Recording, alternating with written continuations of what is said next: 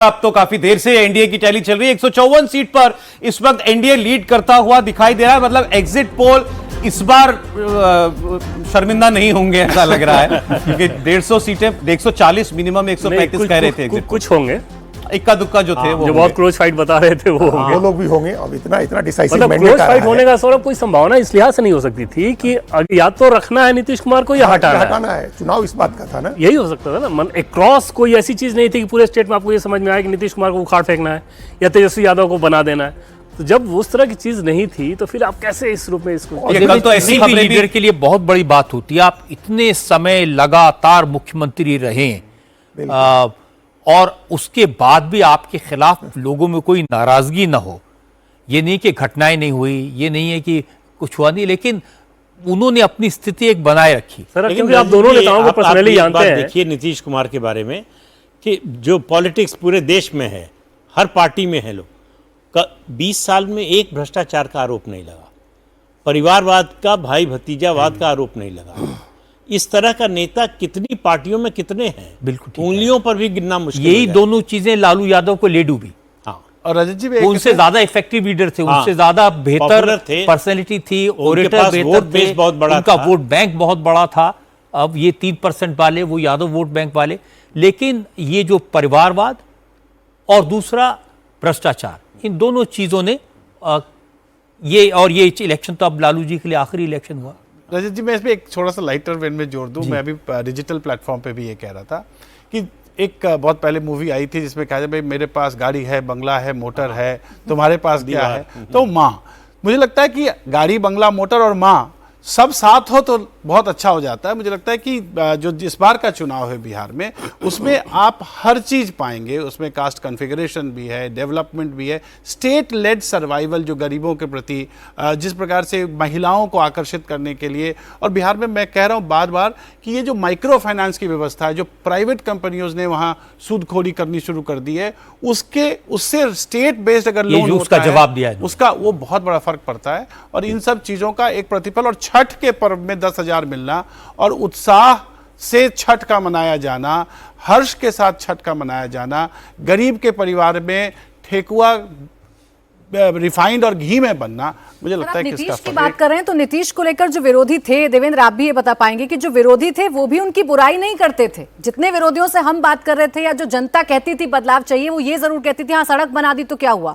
रोजगार तो नहीं दिया। क्या बदला सौरभ? एक डाटा अगर आप देखें, बड़ा दिलचस्प डाटा है अभी, तो उससे आपको समझ में आएगा कि 1985 के बिहार चुनाव में 63 मृत्यु हुई थी, रीपोलिंग 156 बूथ पे। 1990 के बिहार इलेक्शन में 87 जाने गई थी चुनाव को लेके। 1995 के बिहार इलेक्शन में टीएन सेशन जब सीसी थे, उन्होंने बिहार के चुनाव को बहुत ज़्यादा हिंसा के चलते 4 बार टाला था। 2005 के बिहार चुनाव में 660 बूथ ऐसे थे जहां पर हिंसा के चलते दोबारा चुनाव कराना पड़ा। और 2025 के चुनाव में 0 वायलेंस, 0 रोपोल। बिल्कुल। तो चुनाव को लेकर जो सवाल किया था वो डाटा अगर देखें, और एक भी कॉन्स्टिट्यूएंसी को संवेदनशील नहीं घोषित किया। यहाँ तो उल्टा हो रहा है, विपक्ष हिंसा की धमकी दे रहा है, नेपाल बांग्लादेश बना देंगे। इस ट्रिविया में एक और बात जोड़ देना चाहिए, क्योंकि बिहार का मटिहानी वो एक क्षेत्र था जहां पहली बूथ पे हिंसा की घटना पाई गई थी, और बूथ कैप्चरिंग की जो घटना बिहार इंडिया में आई वो मटिहानी से आया था। तो वहां से एक फुल सर्कल है जहां सब लोगों ने वो घटनाएं देखी हैं, कैसे बाहुबली जाते थे, बूथ डब्बे उठा के ले जाते थे, या वहीं बैठ के वो ठप्पे मार रहे होते थे, लोगों को बाहर रोक दिया जाता था। ये नॉर्मल माना जाता था बिहार में, लगता था चलिए ये तो होना ही है। लेकिन कैसे चुनाव परिवर्तन हुआ है, और देवेंद्र ने बहुत अच्छे फिगर्स दिए जिस ये लोगों को याद रखना चाहिए कि इस समय बिहार का चुनाव कितनी शांति से लड़ा गया। 2 फेजेस में चुनाव हुआ, कहीं कोई मार पिटाई, कहीं कोई झगड़ा, कहीं कोई गोली नहीं चली, कहीं किसी की मौत नहीं हुई, और ये शांतिपूर्ण तरीके, और ये पूरे हमारे चुनावी सिस्टम के लिए और देश के लिए बहुत प्राइड की बात है। रजत जी, आपको अच्छी तरह से याद होगा बिहार चुनाव से पहले हर बार जो खबरें बनती थी, मीडिया में आती थी कि यहाँ अब जो है हथियार बनना शुरू हो गए हैं जी, यहाँ हथियारों की नई फैक्ट्री शुरू हो गई, यहाँ कट्टा बन रहा है, इतने बड़े पैमाने पर बन रहा है। वो खबरें एकदम गायब हो गई। और ये माफिया का इंट्रोडक्शन इसीलिए हुआ क्योंकि वो बूथ कैप्चर करने में आपकी मदद करते थे। आज भी ये जो 2-4 बचे हैं इसीलिए क्योंकि ये लोग उस जमाने से बूथ कैप्चर करने में मदद करते थे। और ये सब नीतीश कुमार के आने के बाद हुआ रजत जी, जब वो मुख्यमंत्री बने पहली बार 2005 में, उसके बाद से शहाबुद्दीन चुनाव नहीं जीते हैं, न उनकी पत्नी चुनाव जीती हैं। जब से वो आए उसके बाद वो आखिरी चुनाव था 2004 में जब शहाबुद्दीन जीते थे।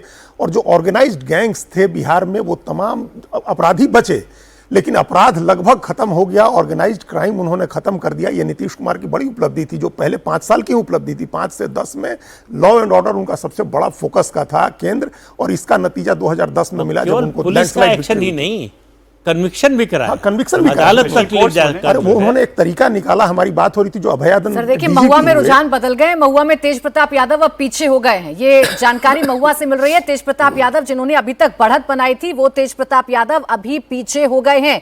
हालांकि तेज प्रताप यादव की चर्चा इस सीट पर बहुत हो रही थी। भाई ने प्रचार किया, कहा पार्टी बड़ी होती है, तो तेज प्रताप यादव ने कहा कि जनता बड़ी होती है, पार्टी बड़ी नहीं होती है। एक टफ फाइट के बीच में है, और अब देखना यह है कि क्या यहां तेज प्रताप पीछे ही रह जाते हैं या यहां से आगे निकल पाते हैं। एक इंटरेस्टिंग बात तेज प्रताप ने इस सीट पर कही थी कि जो आरजेडी का उम्मीदवार है, इसी ने हम भाइयों में झगड़ा लगाया है, इसकी वजह से हमारा झगड़ा हुआ। वही उन्होंने ये बोला कि मैं यहाँ से लड़ना चाहता हूँ। मुकेश रोशन ऐसा कोई नहीं था, कोई ऐसी प्रोफाइल रही हो कि उनका सीट वो काटा नहीं जा सकता था। एक बार के बस थे, लेकिन तेजस्वी यादव के जो करीबी हैं संजय यादव, कहा जाता है कि वो बिल्कुल बर्दाश्त नहीं कर रहे थे। बीजेपी ने बड़ी कोशिश की तेज प्रताप को थोड़ा एक्सपेक्टर बताने की, कहा भी था ना कि ये जो छोटा भाई है छोटा रहेगा, चुनाव के बाद झुंझुना बजाएगा। बिल्कुल कहा था उन्होंने। बच्चा है हाँ, तो वो नहीं, पर बिहार में जहाँ तक नेतृत्व का सवाल है, जो कह रहे थे अजीत जी, 5 वर्षों का वो ट्रांसफॉर्मेशनल लीडरशिप है। खास करके जंगल राज के बाद का वो 5 वर्ष वो सुबह के किरण की तरह था, और वो ट्रांसफॉर्मेशनल लीडरशिप बाद में ट्रांजैक्शनल भी हुआ। और जैसे ईबीसी वोट बेस बनना, और ईबीसी वोट बेस के बाद ऊपर में इंफ्रास्ट्रक्चर, महिलाओं में, मैं सुबह भी कह रहा था कि बिहार में महिला पुलिस कांस्टेबलों की संख्या देश में सबसे ज्यादा है।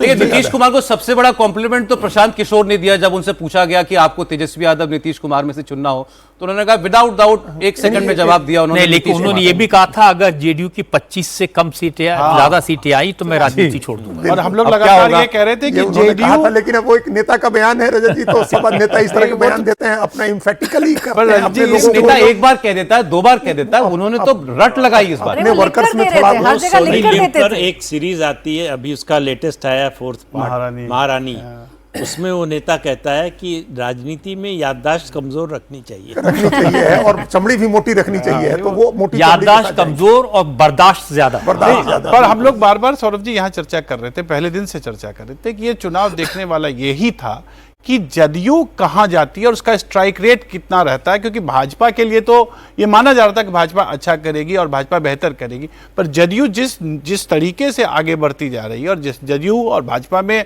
मुझे लगता है कि अगर अंतर भी होगा तो 2-4 सीटों का ही का है अभी अंतर।